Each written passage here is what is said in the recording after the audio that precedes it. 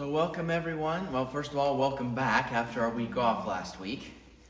And also welcome to week 3 in our series on the life of David. So you might have noticed that so far we've focused more on the, shall we say, the highlights of David's life, the moments where everything was going good. So we talked about when he got anointed back when he was a shepherd. And then last time we met, we had that famous battle with Goliath. But the fact is that David's life was not all sunshine and roses. He had some pretty rough patches in his life, and arguably some of the best lessons we can learn from him are from some of these moments where nothing was going his way. So that's where we're turning today, one of the lowest points in David's life. And honestly, I think anyone could sympathize with him because nobody wants to be a fugitive, especially when you've done nothing wrong.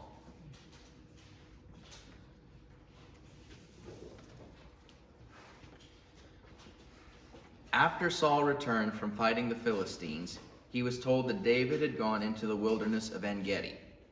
So Saul chose 3,000 elite troops from all Israel and went to search for David and his men near the rocks of the wild goats. At the place where the road passes some sheepfolds, Saul went into a cave to relieve himself. But as it happened, David and his men were hiding further back in that very cave. "Now's your opportunity," David's men whispered to him.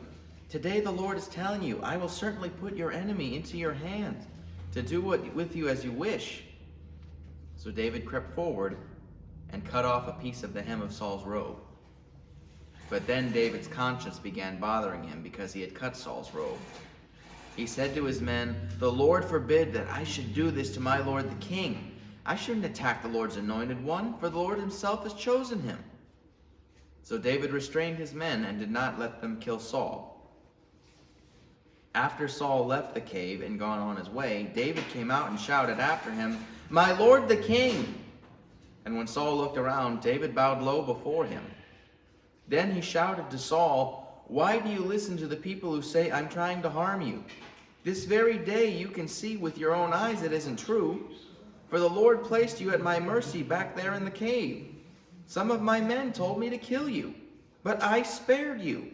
For I said, I will never harm the king. He is the Lord's anointed one. Look, my father, at what I have in my hand. It is a piece of the hem of your robe. I cut it off, but I didn't kill you. This proves that I'm not trying to harm you and that I have not sinned against you, even though you have been hunting for me to kill me. May the Lord judge between us. Perhaps the Lord will punish you for what you're trying to do to me, but I will never harm you.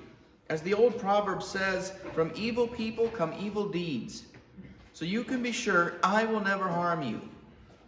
Who is the king of Israel trying to catch anyway? Should he spend his time chasing one who's as worthless as a dead dog or a single flea? May the Lord therefore judge which of us is right and punish the guilty one. He is my advocate, and he will rescue me from your power." When David had finished speaking, Saul called back, "Is that really you, my son David?" Then he began to cry. And he said to David, "You're a better man than I am, for you have repaid me good for evil.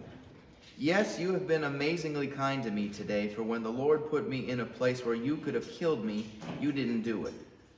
Who else would let his enemy get away when he had him in his power?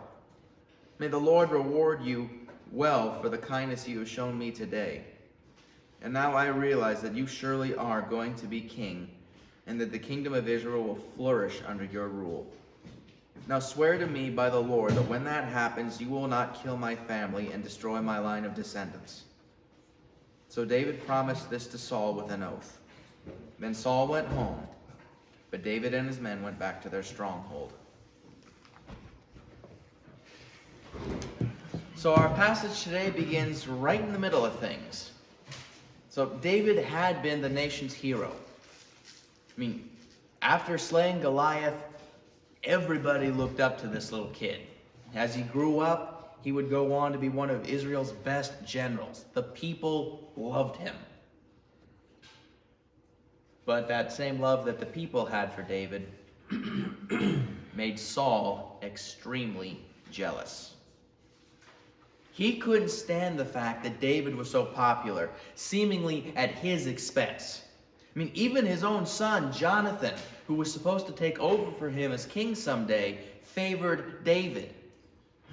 And that jealousy and pride, it drove Saul to try and kill David. He failed, but David still had to go on the run to avoid getting killed. But David wasn't alone out in the wilderness. Others flocked to him. People who recognized that David was going to be king someday. People who wanted to follow this guy who was someday going to rule the nation.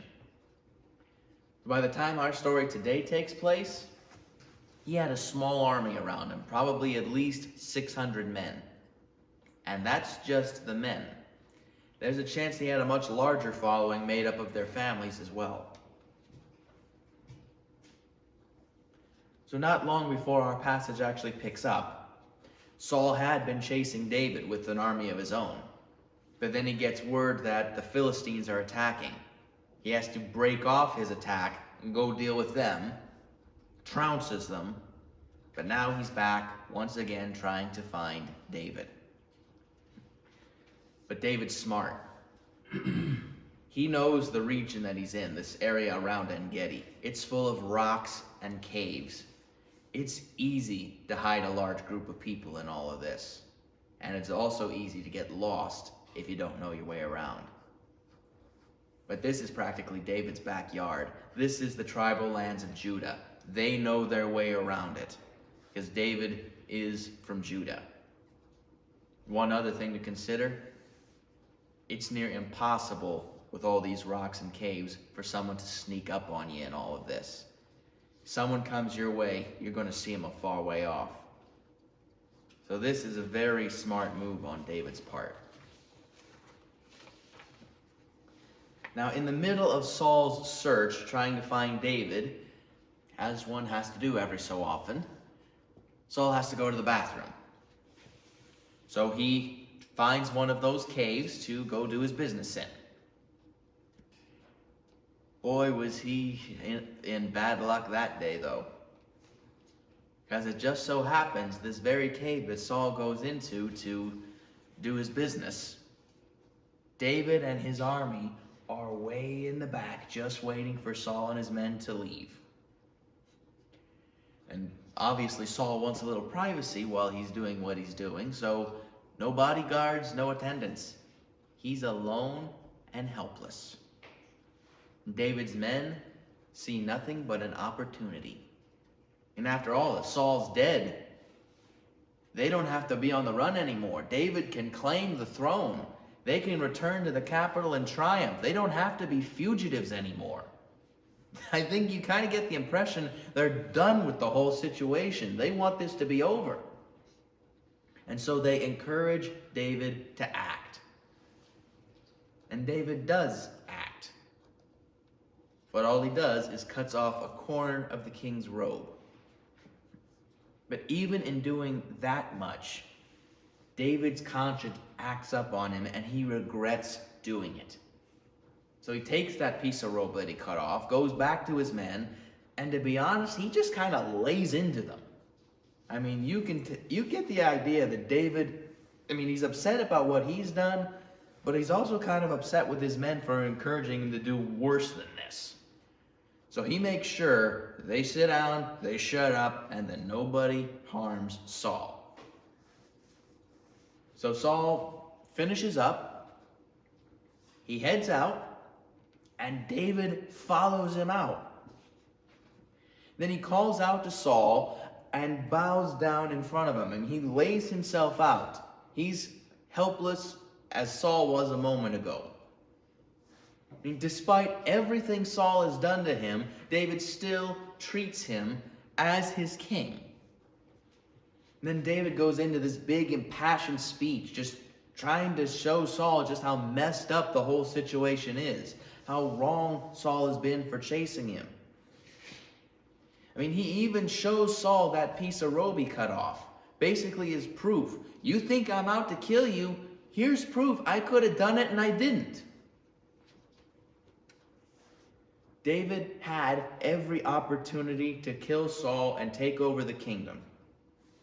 I mean, David's own men had encouraged him to do so, and he admits that. But instead, David spares Saul and instead asks for God to judge between the two of them. So Saul, he hears all this, and he's genuinely heartbroken.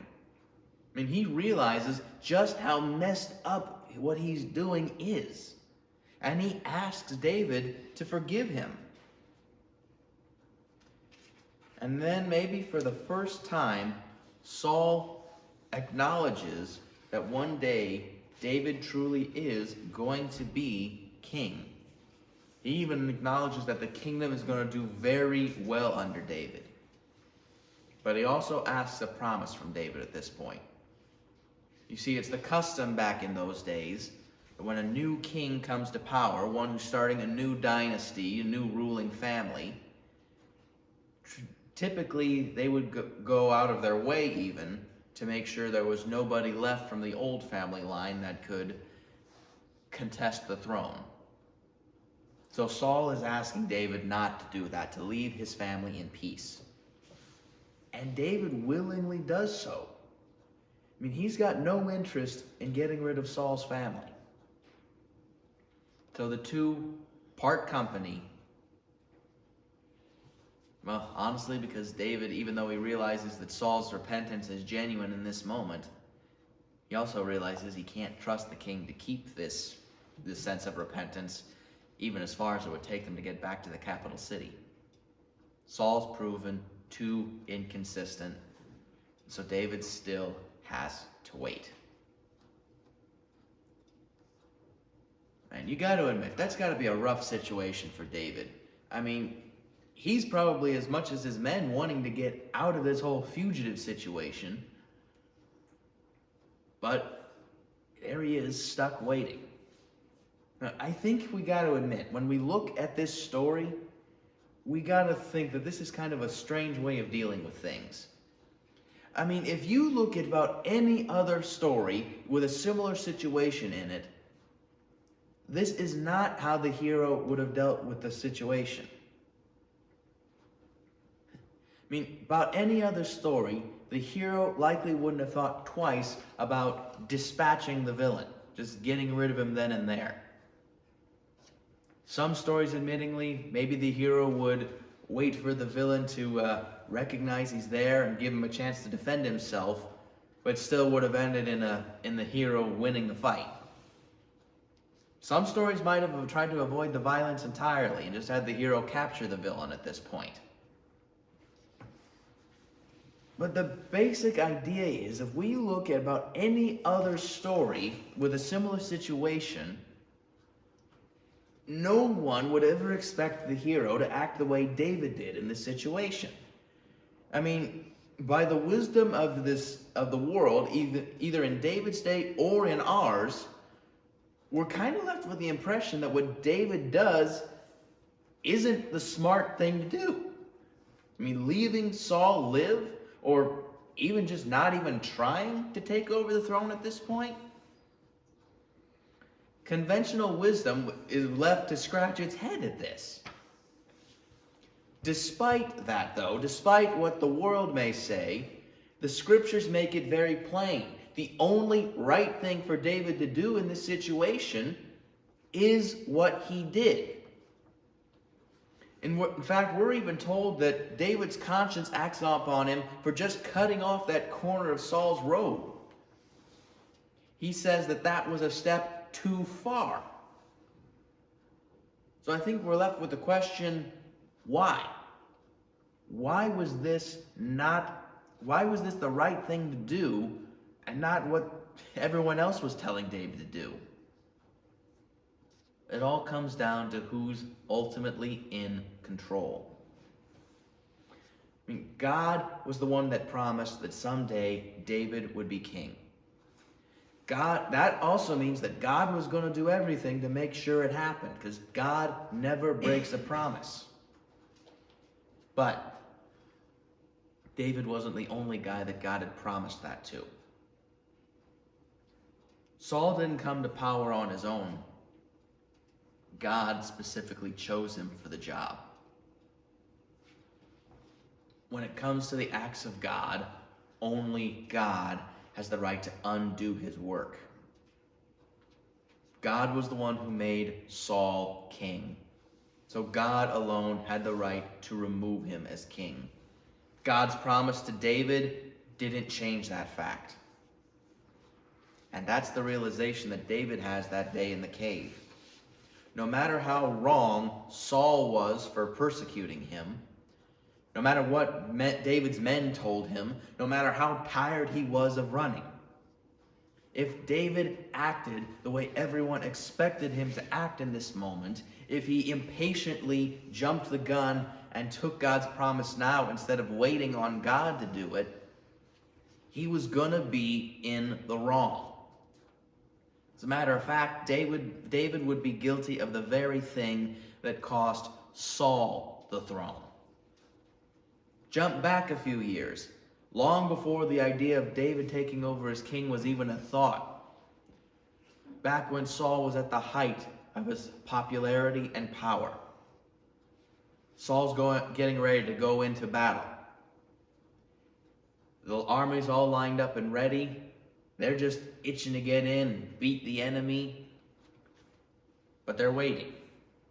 It's the custom in those days before a battle is fought to offer a sacrifice to God, a way to remind the people that it's God who's in control and of asking him for his help.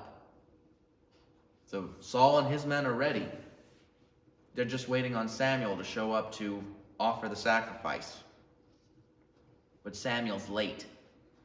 Very late. Days late.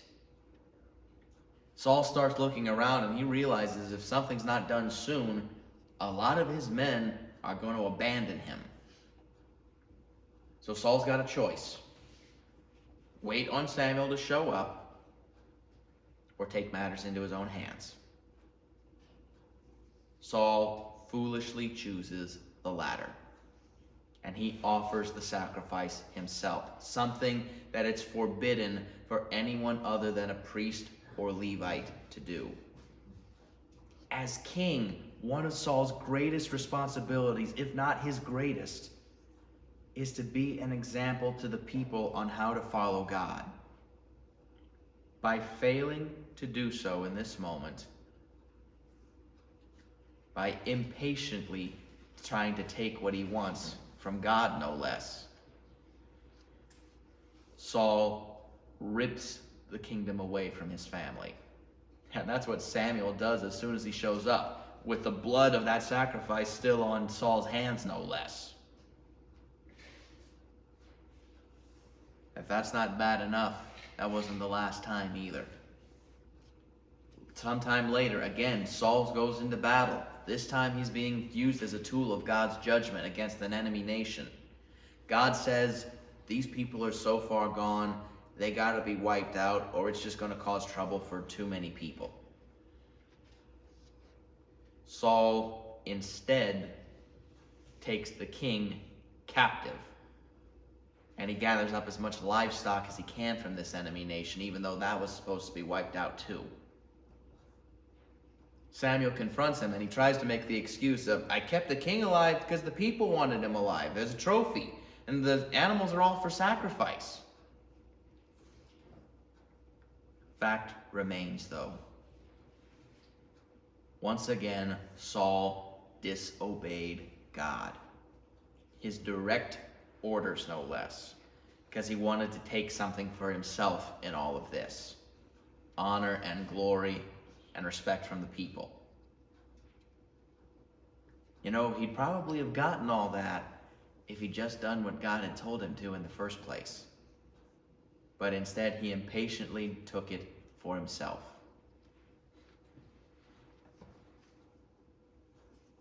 And because of all of this, God said, enough.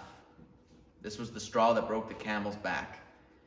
Saul had already forfeited his family line from taking over the throne for the rest of Israel's history. But now God was saying, your family's rule over this nation only goes so far as you. God removed his blessing from him. So going back to that day at the cave, the fact is, if David had killed Saul that day, or allowed his men to do so, he'd have been guilty as Saul was of violating God's commands. Now, one of the 10 commandments themselves is, you will not kill. I do think we see from the Old Testament that despite it not being God's preference, there were times he allowed his people to fight. But this was not one of those times. To be honest, I do think that God did deliver Saul into David's hands that day, but not as the way he intended for David to take the throne. Instead, this was a test to see whether or not David would succeed where Saul failed or not.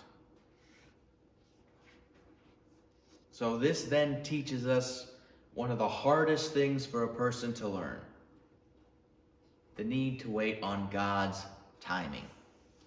I mean, that's the ultimate form of patience right there. And the simple fact is, it's human nature. We want what we want now.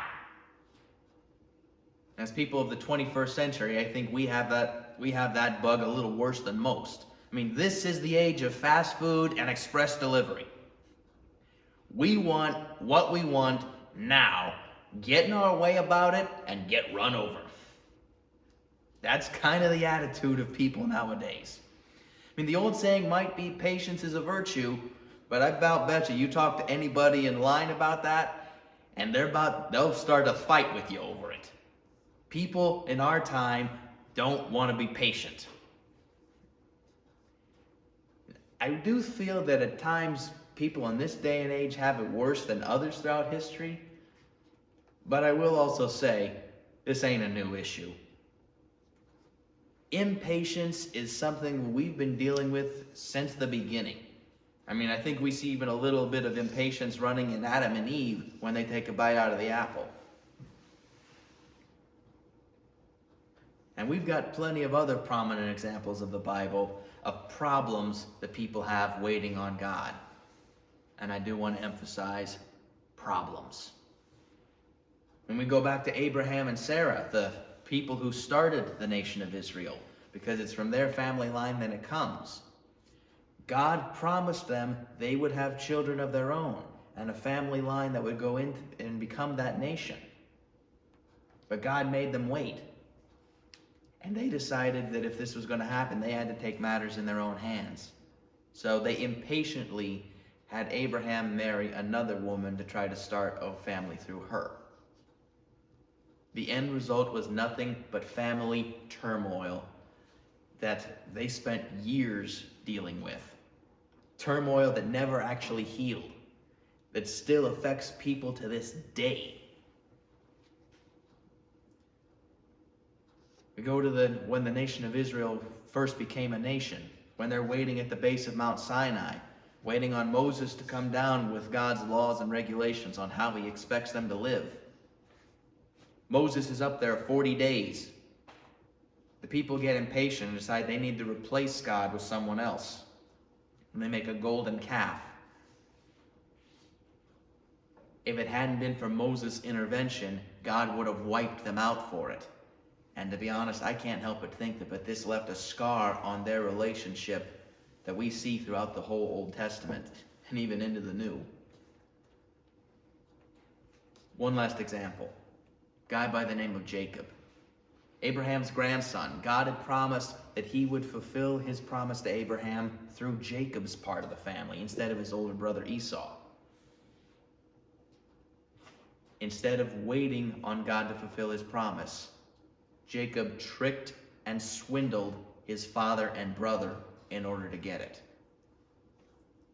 And Jacob had to go on the run for years to avoid getting killed by his brother because of it. And I also can't help but think that this caused another rift that would affect the nation of Israel going forward. Now, I do hope you see the pattern here. Each of these stories, instead of trusting God and waiting on his timing, waiting on him to keep his promise, which was a guarantee, these people got impatient and jumped the gun. They tried to do things their own way in order to bring it about. And all they did was create trouble for themselves. Trouble that took them years to get out from under, if they ever did get out from under it. Now, I'm not going to sit here and tell you that waiting on God is easy. To be honest, that's naive. The simple fact is that when you have to wait on God, it can potentially be one of the hardest things you're ever going to do in your life. But when it comes down to it, patience is the difference between getting everything that God wants you to have, getting the best He has to offer you, and getting less than the best, if not potentially missing out on it entirely. God doesn't make us wait because He wants to hurt us. He makes us wait because He loves us and He wants us to get the absolute best. Sometimes that means we have to wait. Think of it as like a little kid sitting by the oven waiting for that batch of fresh chocolate chip cookies to come out. The kid has the option of opening the oven, taking them out early. If he does so, chances are he's going to burn his hands though. Or even if he waits, or even if he's smart and takes them out with hot pads and he goes to eat them, the cookies might not be done. The difference between that nice warm chocolate chip cookie that everybody dreams of when they smell and a molten lump of dough that may not even be edible. It's the same principle with waiting on God. I mean, too often we don't want to wait and we jump the gun. Maybe something good still comes out of it, but it probably isn't going to be as good as if we'd given God the time He was asking for. We might even miss out on what He was wanting to give us entirely because of the way we handle the situation. Patience truly is a virtue. I mean, how can it be anything less, especially when it seems to be one of the defining character traits of God Himself? Actually, I've been reading about this in my church leadership class right now. The church of the first 3 centuries, they considered patience the virtue of virtues. They thought it epitomized just who God was because of how patiently He dealt with all of humanity, everything that they put Him through. Both His own people and how they weren't faithful to Him, and everybody else because He had to deal with them following other gods. Despite all of that, He was patient. He gave them the opportunity for salvation when the time was right. And He's still patient with us today. Because even though Jesus has come, He's still waiting for as many people to come to Jesus as possible before He says, I've got to draw the line. If God can be as patient with us as that, is it really right for us to not be patient with Him or with others for that matter? And let's look at an example that's a little closer to home. I think we all could admit that when we started, we would have loved for us to come here that first Sunday and for a whole crowd of people to join us. But I'm left to wonder, if we had started out with that kind of growth from the beginning, would we have grown together the way that we have? Would we have truly come together as a church family if we'd started out with a massive crowd by day one? Now, I know a number of you have had medical problems of one variety or another even since before we started meeting.